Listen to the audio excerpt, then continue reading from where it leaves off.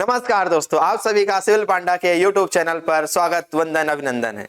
जैसा कि आप सभी जानते हैं कि हम लोग वर्तमान में जिस चीज का अध्ययन कर रहे हैं वो अपना टॉपिक है अलंकार। क्योंकि पिछले क्लास में हमने अलंकार का एक परिचय देखा था, अलंकार क्या होता है, किसने किस रूप से इसको परिभाषित किया। तो चलिए आज के क्लास में हम लोगों ने उसका एक ओवरव्यू देख लिया था कि शब्द अलंकार क्या है, अर्थ अलंकार क्या है। आज की क्लास में दोस्तों हम लोग अध्ययन करेंगे किसके, शब्द अलंकार का एक जो प्रकार है वो है अनुप्रास अलंकार। तो आज की अपनी संपूर्ण क्लास होगी किसी का अनुकरण करने में, क्या करने में, अनुकरण करने में, किसी को फॉलो करने में। आज हम चलिए किसी विशेष को फॉलो करते हैं जिससे हमें एक अलंकार की प्राप्ति हो जाएगी, उस अलंकार को हम कहेंगे अनुप्रास अलंकार। तो बिना विलंब किए हुए आज की क्लास का शुभारंभ करते हैं और टॉपिक मेंशन करते हैं, क्या, अनुप्रास अलंकार। अब जैसे टॉपिक मेंशन करते हैं मित्रों, अनुप्रास अलंकार। चलिए ये टॉपिक हम डाल चुके, लिख चुके हैं। अब इस टॉपिक से आपको पहली बात ध्यान देने की, प्रश्न कैसे पूछे जाते हैं। तो दोस्तों आपसे जो भी प्रश्न पूछे जाएंगे, पहला प्रश्न देखिए, अलंकार को, अनुप्रास अलंकार को परिभाषित कीजिए। अनुप्रास अलंकार की परिभाषा दीजिए, पहला 3 नंबर का। दूसरा प्रश्न आपसे पूछा जा सकता है कि अनुप्रास अलंकार के कितने प्रकार हैं, उनके नाम लिखिए। तीसरा पूछा जा सकता है इनके जो प्रकार है उनमें से किसी एक की परिभाषा पूछी जा सकती। ठीक, इसके अलावा आपसे पूछे परिभाषा देखिए, 1 नंबर में पूछा जा सकता है यह परिभाषा अनुप्रास के किस अलग भेद की है। तो इस तरीके से आपके प्रश्न बनेंगे, या कोई एक एग्जाम्पल दे दिया जाएगा, 1 नंबर में याद रखिए उदाहरण आएगा, उदाहरण दे दिया जाएगा, उसने पूछ लिया इस पंक्ति में अनुप्रास का कौन सा भेद उपस्थित है। ठीक, तो चलिए बिना विलंब किए हम लोग आगे बढ़ते हैं। तो हम देख पाते हैं दोस्तों कि क्या लिखा हमने, अनुप्रास लिखा है। ठीक, तो अनुप्रास याद रखिएगा, इससे बना अनु प्लस प्रास, इन दो शब्दों से मिलकर बना। अनुप्रास किससे बना है, अनु और प्रास से मिलकर बना हुआ है। तो अनु का मतलब होता है, अनु का मतलब होता है अनुकरण करना, अनुकरण। अनुकरण का मतलब होता है सरल शब्दों में फॉलो। जब फॉलो करेंगे तो इसका मतलब होगा पुनरावृत्ति। तो इसका जो सबसे सार्थक अर्थ यहां पर निकलता है दोस्तों, वो होता है आपका पुनरावृत्ति। क्या होता है, पुनरावृत्ति। अब जब आप प्रास पे चर्चा करते हैं तो प्रास का मतलब होता है दोस्तों वर्ण। क्या होता है, वर्ण। तो इन दोनों से मतलब सिंपल सा हमने कहा, इसका शाब्दिक रूप में देखिए पुनरावृत्ति, एक का अर्थ निकला और दूसरे का क्या निकला, प्लस वर्ण। तो अब आपसे पूछ लिया जाए इसका शाब्दिक अर्थ, तो शाब्दिक अर्थ क्या हो जाएगा दोस्तों, दोनों को विधिवत रूप से लिखेंगे, वर्णों की पुनरावृत्ति, वर्णों के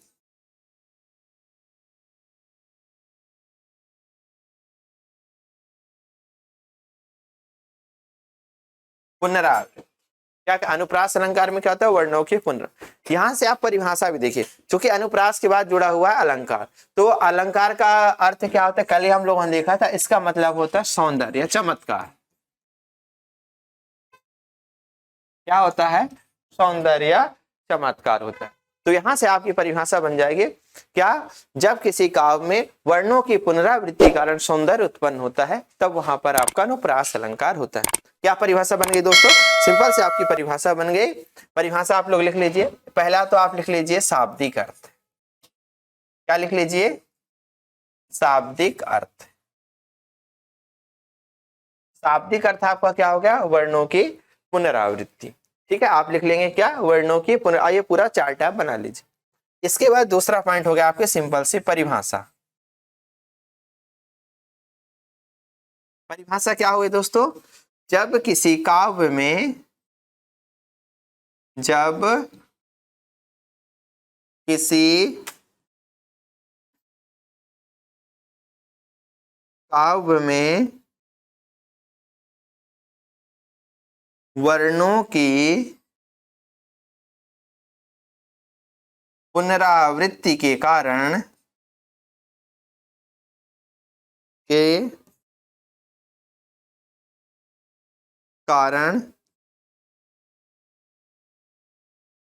सौंदर्य उत्पन्न होता है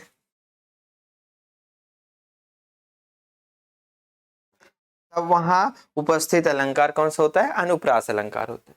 तो एक सिंपल तरीके से आपको चीजें समझ में आ गई होगी कि अनुप्रास क्या होता है। अनुप्रास क्या होता है? जब किसी काव्य में या कोई पंक्ति दी गई है उसमें क्या होता है, किसके कारण दोस्तों?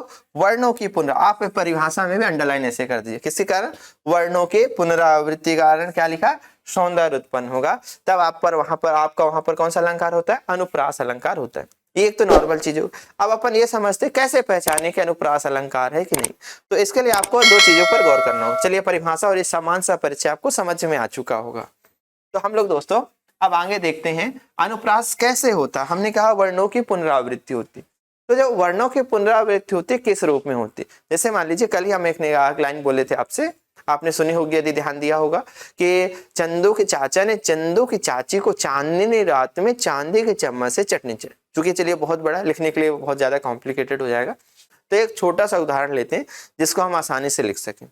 उस उदाहरण के साथ हम एक बात और देखते हैं। मान लीजिए हमने लिखा दोस्तों बस और सब। क्या लिखा हमने? बस और सब। तो क्या यहाँ पर फिर अनुप्रास अलंकार होता है? ये बेसिक चीजें जो आपको जाननी है आवश्यक है। हमने क्या लिखा? एक बस लिखा और एक सब लिखा। तो क्या यहाँ पर अनुप्रास अलंकार है? जब शब्द हम देखते हैं दोस्तों तो हम पाते हैं कि बा भी आ रहा है और सा भी, बा भी आ रहा है, सा मतलब शब्द तो वहीं आ रहे हैं। क्या देखा हमने? शब्दों की पुनरावृत्ति देखिए हो रही है। तो यहाँ पर अनुप्रास अलंकार होना चाहिए। तो दोस्तों हमेशा याद रखिएगा जब हम जोड़े मिलाते हैं, क्या करते हैं? जोड़े बनाने का प्रयास करते हैं, तो हम हमेशा देखते हैं हमारे इक्वल लेवल का होना चाहिए। क्या होना चाहिए? हमारा लेवल जो है सामने वाले का लेवल भी होना चाहिए। नहीं तो क्या होता है, यदि एक ऊंचा और नीचे तो प्रवाह अलग तरीके से रहता है। जैसे आप ज्योग्राफी में पढ़ते हैं कि जो हवाएं होती हैं क्या होती है? उच्च दाब से निम्न दाब की ओर। जल धाराएं भी होती है उच्च दाब से निम्न दाब की ओर प्रवाहित होने लगती। यदि शांति चाहिए आपको, आपके जीवन में शांति चाहिए, तो हमेशा याद रखिएगा जितनी भी चीजें हो आपके इक्वल लेवल की होनी चाहिए। क्या होना चाहिए? आपके बराबर की होनी चाहिए। तो यहाँ पर यही चीजें आपकी अलंकार अनुप्रास अलंकार में भी लागू होती है। कैसे? जब ये पहले नंबर पर है तो हम यहाँ पर भी टैली करेंगे पहले नंबर से। क्या करेंगे? पहले को पहले से ही मिलाएंगे। तो जब आप मिलाने की कोशिश करते तो आप देखते हैं यहाँ पर पहले नंबर पे तो बा है, लेकिन यहाँ पर पहले नंबर पर सा नहीं है। इसलिए यहाँ पर आप देख पा रहे होंगे जब जोड़ा ही नहीं बन रहा है, मतलब जब गुण ही नहीं मिल रहे हैं, तो विवाह कैसे हो सकता है? तो यहाँ पर आप पाएंगे कि गुणों का मिलना बहुत जरूरी। यहाँ गुण स्वरूप कैसे होते हैं? यदि पहले दो शब्द दिए गए, एक शब्द है तो इनके पहले पहले मतलब दो परिवार हैं, दो परिवार के दोनों के क्या आपसे व्यवहार, आपसे मानसिकता भी मिलनी आवश्यकता होती, तभी क्या होती चीजें ज्यादा लॉन्ग टर्म तक चलती। सेम इसी यही चीजें यहाँ पर होती हैं कि आप दो शब्द दिए हैं, उनके पहले पहले को पहले मिलाएं। किसको? पहले और पहले को। जब पहला पहला आप मिलाते तो आप देखते हैं कि दोनों अलग तरीके से, दोनों अलग दायरे हैं, दोनों अलग सोच वाले, अलग मानसिकता वाले हैं। तो जब भी ऐसा होगा तो याद रखिएगा वहां पर आपका अनुप्रास अलंकार नहीं होगा। यही दोस्तों यदि ऐसा लिखा होता बस और बस, यहाँ पर जरूर आपका कौन सा हो जाता? अनुप्रास, क्योंकि यहाँ पर 12, यहाँ पर ये सा ये क्रम से आ रहे हैं दोस्तों। तो ये आपको क्या कहते हैं? ये बताते हैं कि यहाँ पर अनुप्रास अलंकार उपस्थित है। तो इस तरीके से आप ये एक छोटा सा कॉन्सेप्ट देखा। अब एक उदाहरण से देखते हैं दोस्तों, जिससे कि आपको और अच्छा लगे कि कैसे कैसे हो जाता है। चलिए, एक शब्द लिखा हमने चार, एक पंक्ति लिखी हमने, चारु चंद्र की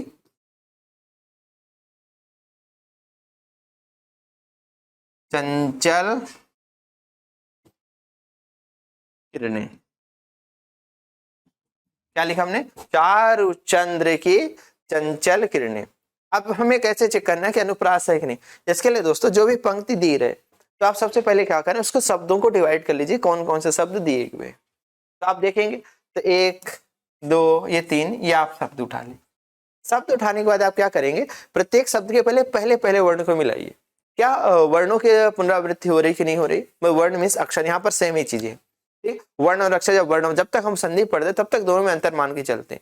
अब जब हम आगे बढ़ जाते हैं, उसके आगे उच्च लेवल पर पढ़ते हैं, तो हमारे लिए वर्ण और अक्षर सब एक जैसे हो जाते हैं।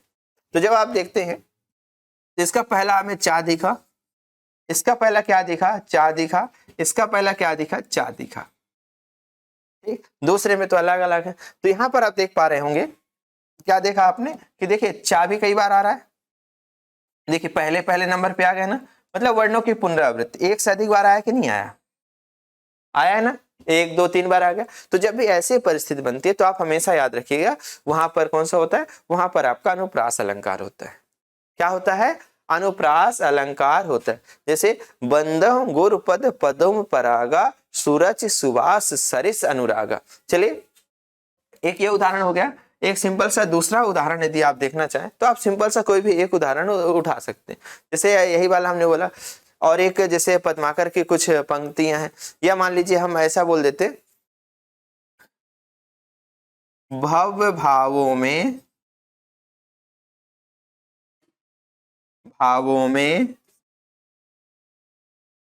भयानक भावना भरना नहीं।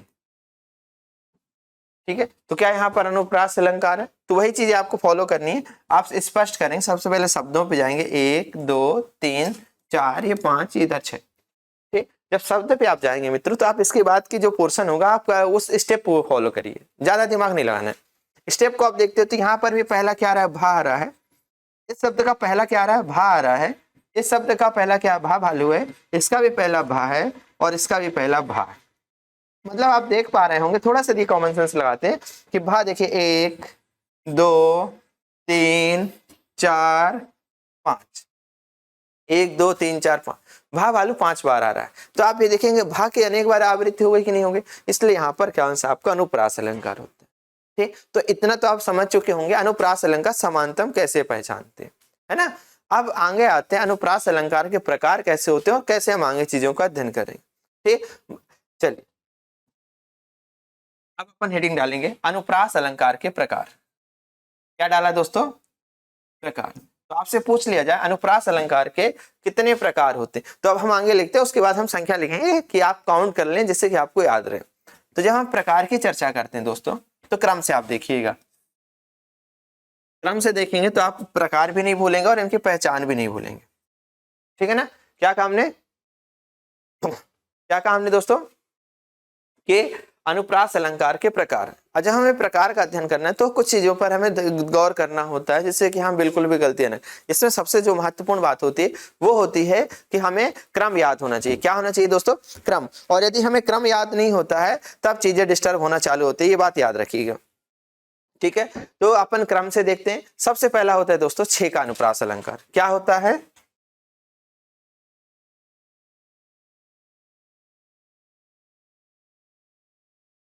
पहले नाम देखते हैं फिर क्रम से इनको थोड़ा सा समझते हैं।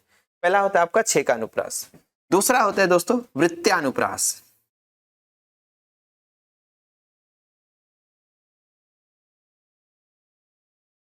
तीसरा आपका होता है लाटानुप्रास।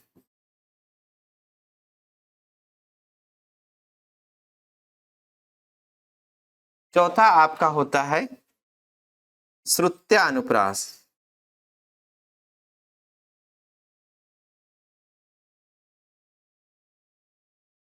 और आखिरी आपका होता है दोस्तों अंत में है, तो इसे कहते हैं हम अंत्यानुप्रास।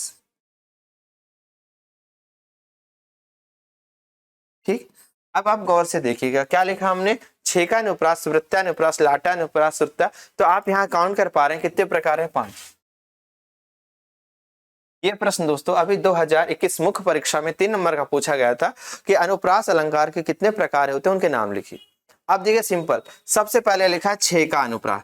आप देखिए छेकने के लिए कम से कम दो लोग की आवश्यकता होती है। कितने लोगों की, क्योंकि आप एक इंसान इधर से भाग रहा है तो एक इधर से रनिंग करते हुए पकड़ेगा और एक आगे से और एक पीछे से, तभी तो आप छेक पाएंगे। किसी को रोकना है तो यदि मान लीजिए कोई गैलरी में भाग रहा है तो आप अकेले जाएंगे तो भाग के निकल जाएगा, तो एक उसके आगे से आना चाहिए और एक उसके पीछे से आना चाहिए। आप सीआईडी भी देखते होंगे, सीआईडी में देखा होगा जब अपराधी भगता है तो उसको पकड़ने के लिए सीआईडी वाले दोनों ओर से आते हैं, मतलब दो। तो सिंपल सी बात है, आपको उसको पहचान के रूप में याद रखना है।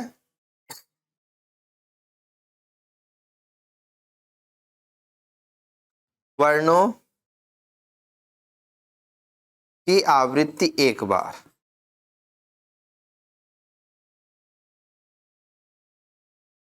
आवृत्ति का मतलब होता है दो। सरल शब्दों में यदि बोलें दोस्तों, सरल शब्दों में आप क्या कहेंगे, एक या अनेक वर्ण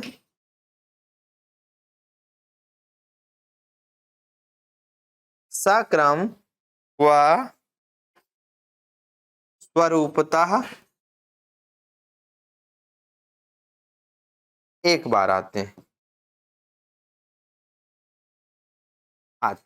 ये तो बेसिक नॉर्मल सी चीज है, हल्का हल्का देखिए, फिर आगे हम छेकानुप्रास पे चर्चा करते हैं। ठीक, वृत्तानुप्रास में क्या होता है दोस्तों, या एक बात याद रखिए, इसमें जो सिंपल सी बात आपको याद रखनी है, वर्णों की आवृत्ति एक बार से अधिक, वर्णों की आवृत्ति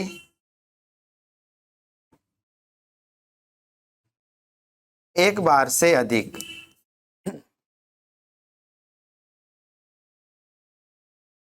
ठीक है, इसके बाद आपको यहां पर आप सरल शब्दों में लिखे, एक या अनेक वर्ण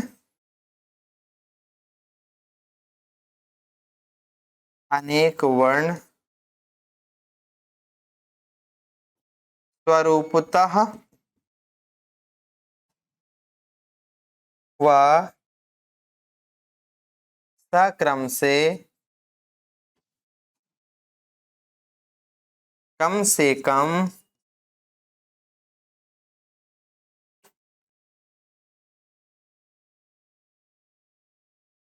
3 बार आते हैं। कम से कम कितने बार आते हैं, 3 बार आते हैं। यहाँ प्रत्यनुप्रास में ध्यान देंगे। इसके बाद जब लाटानुप्रास आता है, लाटानुप्रास में आप ये ध्यान देंगे, शब्द वाक्यांश या वाक्य की पुनरावृत्ति होती है। पुनरावृत्ति आप याद रखें। ये देखो, ये आपकी पंक्ति दी है दोस्तों, उसमें क्या है, उसने पूछा है कि इसमें अनुप्रास का कौन सा भेद है, और उसने पूरी की पूरी पंक्ति जो ऊपर लिखी वही पंक्ति नीचे लिखी होती है, तो वहां पर होता है लाटानुप्रास। ठीक है ना। और ये क्या है, गुजरात राज्य से संबंधित है, गुजरात राज्य से संबंधित। कैसे है, हम लोग जब अलग से इसका अध्ययन करेंगे तब अपन चर्चा करते हैं। ठीक, इसके बाद है श्रुत्यानुप्रास। इसमें जो आपको याद रखना है, आप परिभाषा के रूप में आपसे एक नंबर, अनुप्रास अलंकार का वह कौन सा भेद है जिसमें क्या होता है, एक ही स्थान से उच्चारित होने वाले वर्णों की अधिकता होती है। क्या कहा हमने, एक ही स्थान से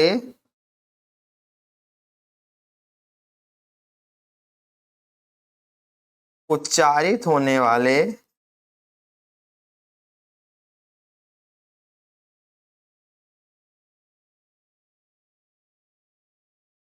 वर्णों की अधिकता।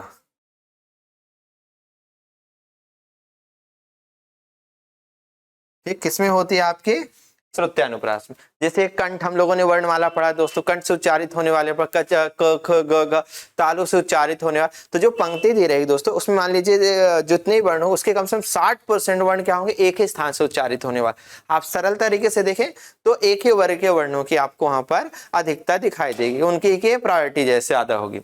इसके बाद आखिरी आपका अंत्यानुप्रास। अंत्य का मतलब होता है अंत में, अंत में होना चाहिए दोहराव। यदि दोस्तों पंक्ति या शब्द के अंत में क्या हो, पंक्ति के अंत में तुक हो। ये शब्दों को जब हम मिलाते हैं दोस्तों, तो शब्द के आखिरी वाले वर्ण मिले, क्या मिले, कोई पंक्ति दी गई, उस पंक्ति में जितने भी शब्द है, उन प्रत्येक शब्द के यदि आखिरी वाले वर्ण मिलते हैं तब भी हम उसे अंत्यानुप्रास कहते हैं। तो ये आप सिंपल से हो गए, छेकानुप्रास, वृत्तानुप्रास, लाटानुप्रास, श्रुत्यानुप्रास और अंत्यानुप्रास।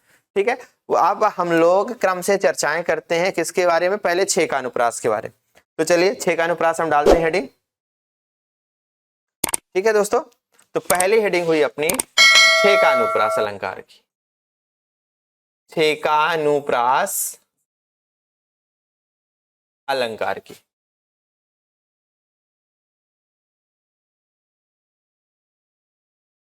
ठीक, पहली हेडिंग कौन सी हुई, छेकानुप्रास अलंकार की हो गई।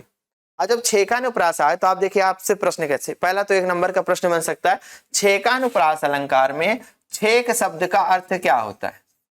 इसका छेक शब्द का अर्थ पूछ लिया गया, तो छेक का अर्थ होता है दोस्तों, क्या होता है इसका अर्थ, इसका अर्थ होता है चतुर। छेक शब्द का अर्थ क्या हुआ दोस्तों? चतुर। इस कारण से इसको एक नाम और दिया गया है, चतुरों का अलंकार। चतुरों का अलंकार भी से कहा जाता है।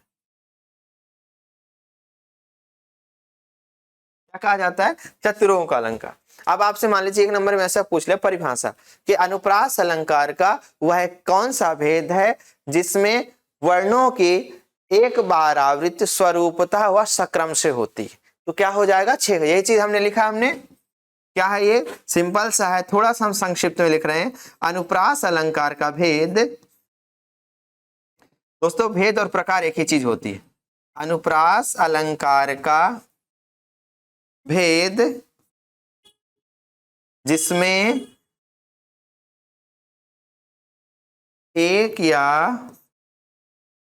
अनेक वर्णों की आवृत्ति, एक या अनेक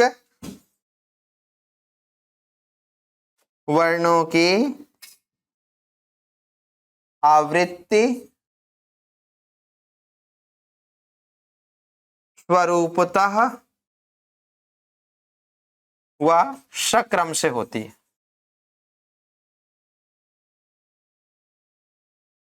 बस ये बात आपको ध्यान रखनी। ये 3 पॉइंट आपके एक एक नंबर के प्रश्न है कि चतुरों का अलंकार किसे कहा जाता है? तो चतुरों का अलंकार छेक अनुप्रास को कहा जाता है। छेक का क्या आता था? जैसे हमने सिंपल बताया, आप याद रख लेंगे। सीआईडी वाला इधर से दया आ रहा है और उधर से अभिजीत आ रहा है, तो दोनों भगते तब जाके किसी को पकड़ पाते। मतलब इसमें कोई भी वर्ण कितनी बार आता है? केवल ही 2 बार आना चाहिए। अब एक बार आवृत्ति का मतलब होता है कि आवृत्ति क्या लिखा हमने यहाँ पर, थोड़ी छूटा हुआ शायद, हाँ, जिसमें वर्णों की आवृत्ति एक बार, आवृत्ति एक बार। याद रखिए, एक बार आवृत्ति का मतलब होता है वर्ण कितनी बार आएंगे? वर्ण आपका 2 बार आएगा। ये बात आपको ध्यान रखनी है। क्लियर? तो ये हो गई आपकी परिभाषा, ये आपके एक नंबर के प्रश्न। अब हम लोग कुछ उदाहरण देखते हैं, ठीक है दोस्तों, जिससे कि आपको ये रहे कि नहीं हमने पढ़ा है तो हमसे बन भी रहा है। ठीक, अब अपने उदाहरण को देखना है। तो जब हम लोग उदाहरण पर चर्चा करेंगे तो सिंपल सरल तरीके से कुछ उदाहरण हमारे सम्मुख प्रकट हो जाते हैं। जैसे देखिए, हमने एक उदाहरण कहा, कानन कठिन भयंकर भारी। एक उदाहरण देखते हैं, क्या लिखा हमने? कानन कठिन भयंकर भारी। और हमने कहा आपको बिल्कुल भी दिमाग नहीं लगाना है। दिमाग बिल्कुल, आप केवल क्या करेंगे? शब्दों को जाइए। तो देखा, एक शब्द है, क्या देखा आपने यहाँ पर? जब शब्द आप गौर करते तो एक दिखा, ये दूसरा है, ये तीसरा है, ये चौथा। शब्द देख लिया आपने। प्रत्येक शब्द के पहले पहले वर्णों को उठाइए। इसमें देखा तो आपको का दिख गया, इसमें देखा तो पहला का दिख गया, इसमें पहला दिख गया भा, और इसमें पहला दिख गया भा। सक्रम से आ रहे हैं, स्वरूपता आ रहा है कि नहीं? सक्रम से पहले पहले पहले। तो आप देखेंगे का भी मात्र 2 ही बार आ रहा है पहले स्थान पर। बीच वाला नहीं कि नहीं कि आपको यहाँ पर का दिख जाए तो आप इसको भी करें, नहीं, आपको स्टार्टिंग के मिलाने। फिर यहाँ पर आए, ये देखिए, ये भा भी 2 बार आ रहा है कि नहीं आ रहा? तो जब हमने ऐसा देखा तो हमें पता चला यहाँ पर कौन सा है? छेक का अनुप्रास है। तो आप सिंपल वैसे दोस्तों आपको थोड़ा सा ध्यान देना है, इससे ज्यादा ध्यान नहीं देना। और एक थोड़ा सा कठिन हम देखते हैं, जैसे एक मान लीजिए आपका आ गया, इससे करुणा कलित हृदय में। चलिए, ये उदाहरण समझ में आ गया आपको क्या करना है कि प्रत्येक शब्द को अंडरलाइन करना है, शब्द के हिसाब से हमें पहचानना है। ठीक, एक उदाहरण लिखते हैं, 3 उदाहरण करेंगे हम लोग। जैसे मान लीजिए आ गया, ये लिखा है, इस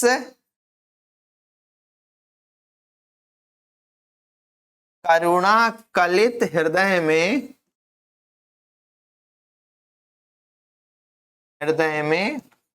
अब विकल रागिनी बजती। अब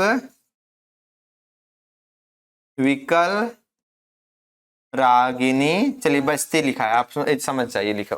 अब इसमें हमने देखा शब्दों को अंडरलाइन करना चालू किया। क्या किया? शब्दों किया। पहला शब्द, दूसरा, तीसरा, चौथा, 5, 6, ये शब्द हो गए। अब हम क्या करेंगे? इन शब्दों के पहले, इसमें क्या है? ई है, कोई मतलब नहीं है। ई आ रहा है ना, कोई मतलब नहीं। इसमें का आ रहा है, इसमें क्या आया? का आ गया। इसमें क्या आ गया? हा आ गया। इसमें क्या आ गया? आ गया। इसमें देखा तो वाह अकेला, इसमें आ गया रा।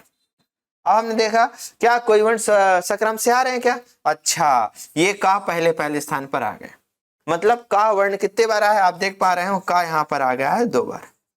इस 2 बार आने के कारण इस संपूर्ण पंक्ति में आपको कौन सा अलंकार हो गया? इसमें आपका हो गया दोस्तों 6 का अनुप्रास हो गया। जैसे एक अगला उदाहरण सा देखते हैं, रेझे रेझे रहस्य रहस्य हंसी हंसी उठे। क्या कहा हमने? रेझे रेझे, चले इसे मिटा देते हैं, गौर से सुनिएगा।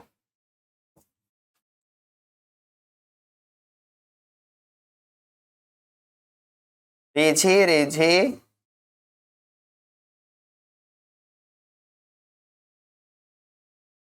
रहस्य रहस्य, क्या कहा दोस्तों? रेझे रेझे रहस्य रहस्य दये दये उठे या हंसी हंसी उठे। क्या कहा हमने? रेझे रेझे रहस्य रहस्य हंसी हंसी उठे, हंसी हंसी उठे। अब ऐसा आ गया तो हो सकता है कि आप संशय में पड़ जाए कि इसमें कौन सा होना चाहिए कौन सा नहीं होना चाहिए। ठीक है, तो हमने क्या कहा, आपको स्वरूपता और सक्रम भी देखने, मतलब जिस रूप में आगे लिखा उसी रूप में। स्वरूपता का मतलब क्या होता है? पहला तो सक्रम, पहला अभी तक जितने भी उदाहरण हम देखे वो सक्रम से आ रहे थे। यहाँ पर स्वरूप, स्वरूप का मतलब होता है जिस रूप में आगे लिखा उसी रूप में पीछे भी लिखा हो। तो आप देख पा रहे होंगे जैसे रेझी रेझी, रा के बाद झा है यहाँ पर, और जैसे बड़ी की मात्रा लगी वैसे वहां पर भी लगी। इसी प्रकार यहाँ देखिए जैसे झा में छोटी की मात्रा लगी है तो सेम यहाँ पर। तो आप यहाँ पर देख पा रहे होंगे जैसे ये आया है वैसे ये है, मतलब रा और झा एक ही रूप में 2 बार आए हुए कि नहीं आए हुए। इसी प्रकार यहाँ देखिए रा हा सा, इसी रूप में ये आया कि नहीं, और यहाँ पर देखा जाए ये सभी भी 2 बार ही आए हुए हैं। फिर यहाँ पर देखते हैं जैसे हा है वैसे हा, जैसे सा है सा, यहाँ पर भी आप देखेंगे दोनों बार 2 ही बार आए। 3 बार आए क्या? नहीं आए हुए। इसलिए यहाँ पर आपका कौन सा है? 6 का अनुप्रास अलंकार। कौन सा है? 6 का अनुप्रास अलंकार। समझ में आया 6 का अनुप्रास क्या होता है? जैसे मान लीजिए आ जाता हरि सा हीरा छाड़ी के करे आन की आस। हरि सा हीरा, हा आया और हा आया, 2 बार आया कि नहीं आया? ठीक, तो वहां पर भी आपका हो गया कौन सा? 6 का अनुप्रास अलंकार। ठीक, जैसे कि बंदहु गुरु पद पदुम पराग, आप देखेंगे यहाँ पर तो पा के बाद द और पा के बाद दा। ठीक है, इस कारण से उसमें भी हम लोग 6 का देखते हैं। अब आगे बढ़ते हैं दोस्तों, 6 का अनुप्रास कंप्लीट हो गया। अब दूसरा अनुप्रास अलंकार, दूसरा कौन सा अपना? वृत्त्यानुप्रास।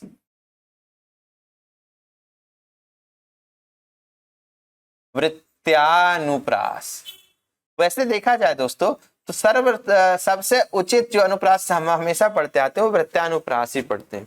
ये मूल अनुप्रास अलंकार वही है, ये वृत्त्यानुप्रास अलंकार। इसमें आपको क्या ध्यान देना है, जो केवल एक पॉइंट है कि एक या अनेक वर्णों की आवृत्ति, एक या अनेक वर्णों की आवृत्ति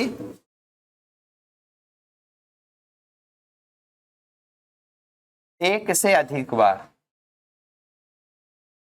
सॉरी हाँ, एक से अधिक बार। आवृत्ति का मतलब 2 होता है, मतलब 2 से अधिक आएंगे।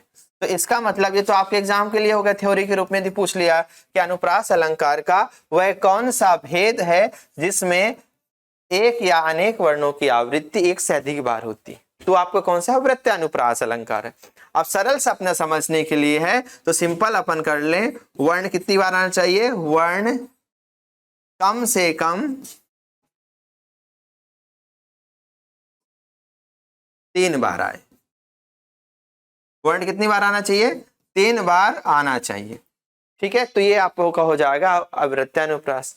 इसमें भी हम वही नियम को फॉलो करेंगे, हम ये नहीं करेंगे कि अलग से कुछ लेकर आए, कोई अलग स्टेप कर, हम वही करेंगे। सबसे पहले शब्दों को चयन करेंगे, शब्दों को पहचान लेंगे। जैसे शब्द हम पहचान लेते हैं तो उसके उपरांत हमारा जो कार्य होगा, शब्दों को पहचानने के पश्चात दोस्तों प्रत्येक के पहले पहले वर्ण को मिलाना होगा।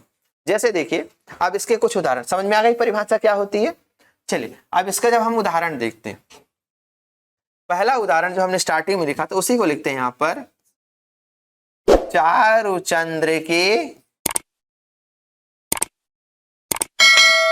चंचल किरणें। और जब आप देख पा रहे हो तो वही चीज हमें करना है। क्या करना है दोस्तों? हमने शब्दों को चयन किया, अंडरलाइन किया, 1 2 3 4। अब हमने इसका पहला देखा तो चा है, इसका पहला क्या है दोस्तों? चा आया, इसका पहला क्या है? चा है, और इसका पहला क्या है? का। तो देखा हमने चा कितनी बार आया? 1 2 3, तो 4 देखा जाए टोटली कितनी बार हो गया, 3 टाइम्स हो गया। जब 3 बार आ गया दोस्तों मतलब 2 से अधिक बार आया कि नहीं है, तो यहाँ पर आपका कौन सा हो गया, वृत्त्या। तो आपको याद रखना वृत्त्यानुप्रास भी जब आप अध्ययन करें तो आपको वर्ण कितनी बार दिखना चाहिए, कम से कम 3 बार दिखना चाहिए। जैसे एक अच्छा सा उदाहरण लिखते हैं दोस्तों, आप उदाहरण पर गौर करिए, बिल्कुल बहुत सरल। मुदित महीपत मंदिर आए,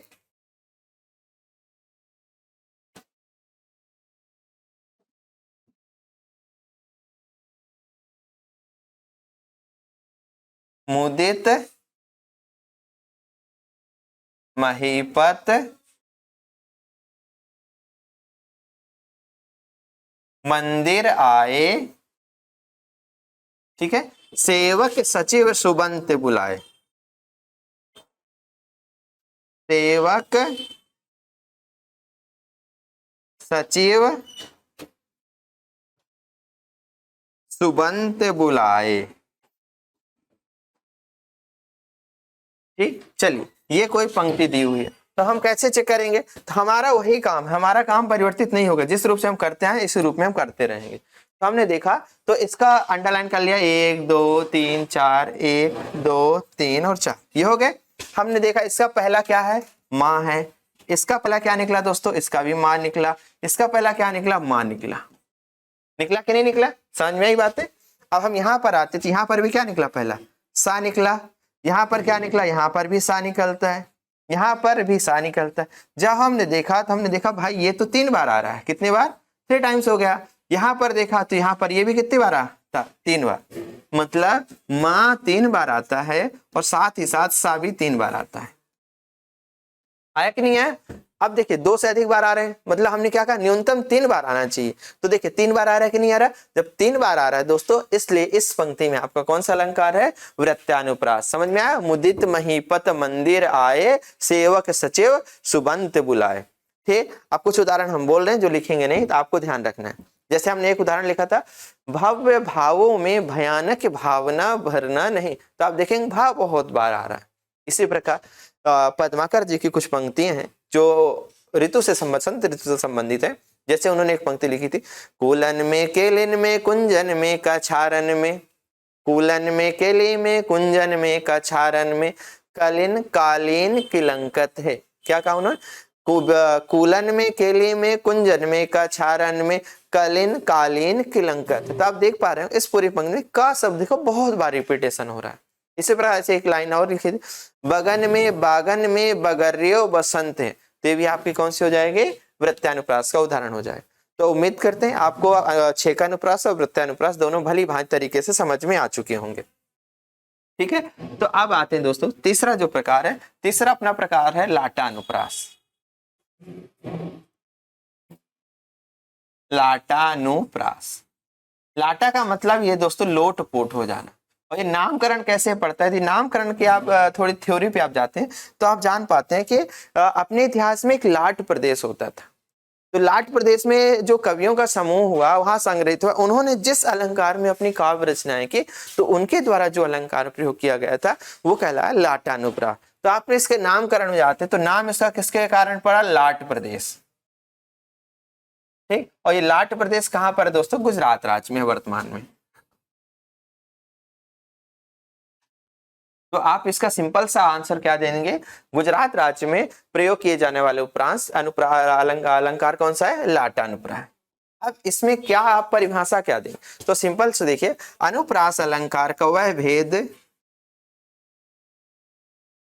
क्या कहा हमने, अनुप्रास अलंकार का वह भेद। अब गौर से परिभाषा सुनिएगा, अनुप्रास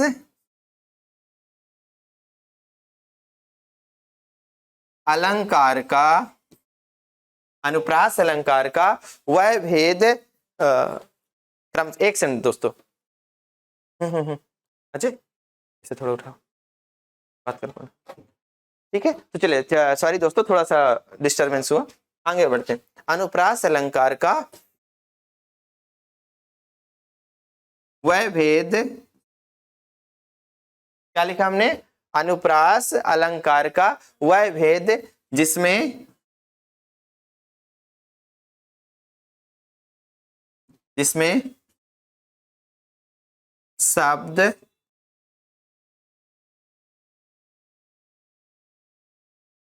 वाक्यांश या वाक्य की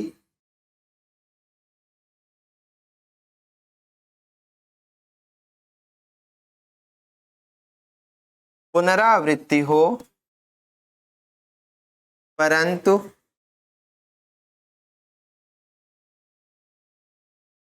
उनका अर्थ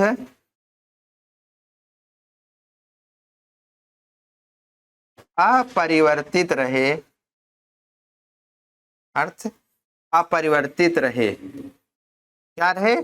अनुप्रास अलंकार का वह भी जिसमें शब्द वाक्यांश या वाक्य की पुनरावृत्ति हो परंतु अर्थ क्या, उनका अर्थ क्या है? अपरिवर्तित रहे एवं अन्वय के कारण, अन्वय के कारण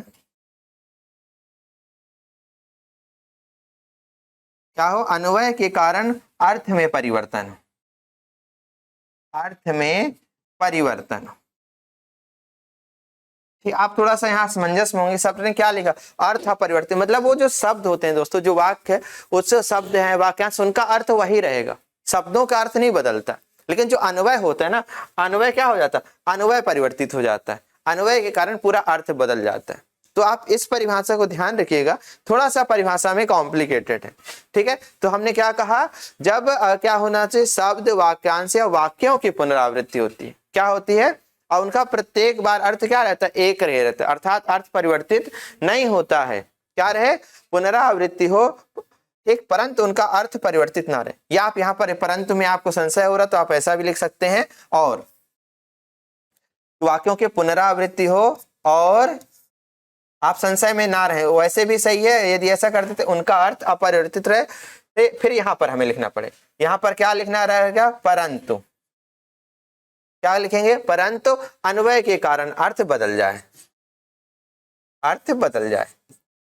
कैसे दोस्तों? अब आप सिंपल सा देखिएगा, इसका एक उदाहरण देखेंगे तब आपको अच्छी तरीके से समझ में आ गई पूरी परिभाषा।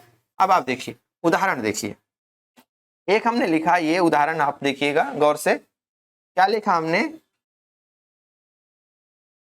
रोको मत जाने दो। और एक बात और दोस्तों, अन्वय को इंग्लिश में क्या कहते हैं? पंक्चुएशन। क्या कहते हैं? पंक्चुएशन। देखिए, एक पंक्ति ऊपर हमने लिखी, नीचे भी यही पंक्ति लिखी, रोको मत जाने दो। देखिए दोस्तों, आप दोनों लाइन देखेंगे तो दोनों लाइन, दोनों वाक्य जो है सेम है कि नहीं? दोनों का एक ही अर्थ है, कोई भी अर्थ है पर प्रत्येक बार इनका अर्थ एक ही रहेगा, वही चीज हमने वहां पर मेंशन करी। परंतु इनके अन्वय के कारण अर्थ बदल जाता है। अन्वय मतलब होता है दोस्तों मेल। मेल मतलब यहाँ पर आप कह सकते हैं पंक्चुएशन भी हो सकता है, लिंग वचन और कारक के आधार पर भी हो सकता है। तो एक में मान लीजिए हमने अन्वय के रूप में कॉमा यहाँ लगाया और एक यहाँ लगाया, तो देखिए इस पूरी लाइन का भाव बदल गया कि नहीं बदल गया? इसी प्रकार इस पूरी लाइन का भाव बदलते हुए आपने देख लिया। जब हमने कहा रोको मत जाने दो, इसका मतलब क्या हो गया? इंसान को रोकना है, जाने नहीं देना है। जब हमने अन्वय यहाँ कर दिया दोस्तों, तो क्या होगा? रोको मत मतलब रोकना नहीं है, जाने दीजिए आप उसे। तो आपने देखा केवल अर्थ में परिवर्तन किसके कारण हुआ? कॉमा के कारण हुआ, भाव बदला है, मूल भाव। आप याद रखें, शब्दों के अर्थ में किसी प्रकार का कोई परिवर्तन नहीं होता, ये बात आपको ध्यान रखनी। जैसे एक उदाहरण से और समझने की कोशिश करते हैं। जैसे हमने लिखा दोस्तों, पराधीन जो जन नहीं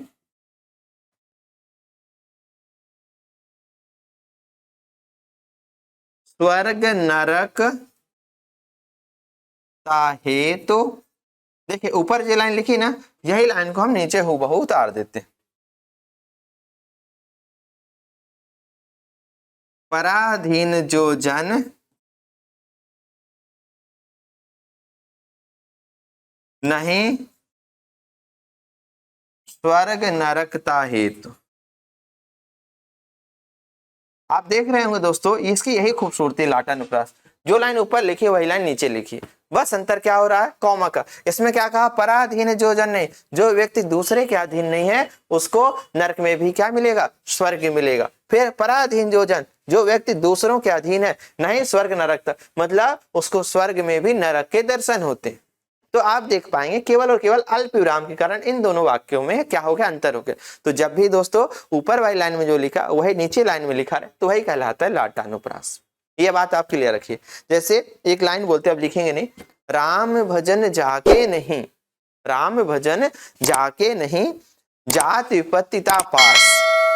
फिर दूसरी लाइन राम भजन जाके नहीं जात विपत्ति पास, मतलब वही है, बस अंतर क्या होगा, कौमा के कारण, कि जो राम की भक्ति करेगा उसके पास विपत्ति नहीं जाती है, जो राम की भजन नहीं करता उसके पास विपत्ति जाती है। तो आपको लाटानुप्रास समझ में आया। और एक फेमस उदाहरण है, पूत कपूत तो क्यों धन संचय, पूत सपूत तो क्यों धन संचय, मतलब पूरा है, एक लाइन में पूत है, कपूत है और एक लाइन में सपूत है। तो कपूत और सपूत में अंतर होने के कारण उसके भाव में अंतर हो गया, बाकी सभी शब्दों के अर्थ क्या होते हैं, समान है। ठीक, तो अब ये सरल सा उदाहरण हो गया। अब एक कठिन सा उदाहरण देखते, चूंकि अन्वय कहा तो कारक के आधार पर ही हो सकता है। जैसे हमने कहा मनुष्य ही मनुष्य का शत्रु है,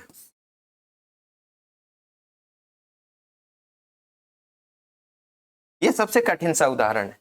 तो अब आपको देख रहे हो कि भाई यहाँ तो शब्द दो बार आ गया, दो बार शब्द आता था, आप यमक में कभी बार जा सकते हैं। लेकिन अब देखिए, आप गौर से पढ़िए क्या कह रहा, मनुष्य ही मनुष्य का शत्रु है, मतलब एक मनुष्य वो भी मनुष्य ही है, दूसरा मनुष्य वो भी मनुष्य ही है, मतलब दोनों शब्दों का अर्थ तो एक ही निकल रहा है दोस्तों, निकल रहा कि नहीं निकल रहा। परंतु दोनों में देखिए अंतर क्या, मनुष्य ही मनुष्य का सबसे बड़ा शत्रु है, एक मनुष्य और दूसरा मनुष्य का शत्रु है, मतलब एक जो मनुष्य है आपका वो करता है दोस्तों, और एक जो है क्या कर्म है। अब देखिए कारक अलग अलग हुए कि नहीं हुए, इस कारण से यहाँ पर क्या, यहाँ पर आपका लाट, जैसे औरत महिला ही महिला की सबसे बड़ी दुश्मन है, तो एक महिला क्या हो गई, पीटने वाली, और एक महिला हो गई सही, मतलब एक एक्यूज हो गया, एक विक्टिम हो गया। तो जो एक क्या होता है, एक वादी और एक प्रतिवादी जिसे कहते हैं, एक करने वाला दूसरा झेलने वाला, जब ऐसे मतलब एक कर्ता और एक कर्म, तब वहां पर आपका लाटानुप्रास होता है। ठीक, इस प्रकार से तीन हो गए, तीन ही महत्वपूर्ण है दोस्तों। चौथे का एक उदाहरण देख लेते हैं अपन, श्रुत्यानुप्रास। श्रुत्यानुप्रास जिसके बारे में हम लोगों ने लिखा है दोस्तों, उतना ही इतना जानना है कि अनुप्रास अलंकार का वह भेद, कौन सा वह भेद, जिसमें एक ही स्थान से उच्चारित होने वाले वर्णों की अधिकता होती है, उसे हम क्या कहते हैं, उसे कहते हैं श्रुत्यानुप्रास कहते हैं। बस दोस्तों इसमें एक सिंपल सा उदाहरण जो आपसे पूछा जा सकता, दिनांत था थे दिननाथ डूबते, क्या उदाहरण लिखा दोस्तों, दिनांत था थे दिननाथ डूबते।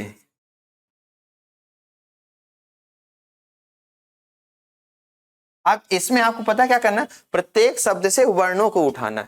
जैसे यहाँ पर देखा दा दवाद आ गया, क्या आ गया, ना नल आ गया, ता तराजू है, था थर्मस है, फिर दा ना था है, फिर क्या है, डा है, सॉरी डा है, बा बकरी है, और तातराज।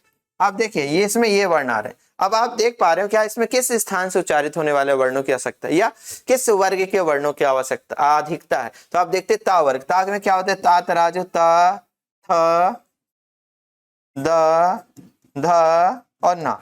देखिए दा है, फिर ना भी है, ता भी है, था भी है और ता भी है, मतलब लगभग देखा जाए दोस्तों तो इसके 60 से 70% वर्ण एक ही स्थान से। ठीक है, इस कारण से यहां पर आपको कौन सा हो गया, यहां पर आपका हो गया श्रुत्यानुप्रास अलंकार। अब लास्टली आपका अंत्यानुप्रास। अंत्यानुप्रास मतलब अंत में वर्णों की पुनरावृत्ति। और इसमें एक चीज रखना है दोस्तों कि आपसे पूछ लिया जाए, अनुप्रास अलंकार का वह कौन सा भेद है जिसमें शब्द या वाक्यों के अंत में तुक होता है। अंत में क्या होता है, तुक। तुक का मतलब होता है दोस्तों वर्णों के का रिपीटेशन, समान वर्ण होना। तो ले लगभग सभी उदाहरणों में आपको अंत्यानुप्रास मिल जाएगा। क्या, जैसे मंगल भवन या मंगल हारी, द्रवंश दशरथ अजोर बिहारी, तो देखा आपने लास्ट में री आ गया, तो ये भी आपका अंतर, मतलब जितने भी दोहे चौपाई होते हैं वो सभी आपको अंत्यानुप्रास के उदाहरण मिल जाएंगे। अब इस प्रकार दोस्तों हम उम्मीद करते हैं हमारी जो आज की क्लास थी, जो अनुप्रास की अलंकार की जो दूसरी क्लास है, और जो आज का हमारा टॉपिक है शब्द अलंकार के अंतर्गत अनुप्रास अलंकार, वो आपको अच्छी तरीके से समझ में आ गया होगा।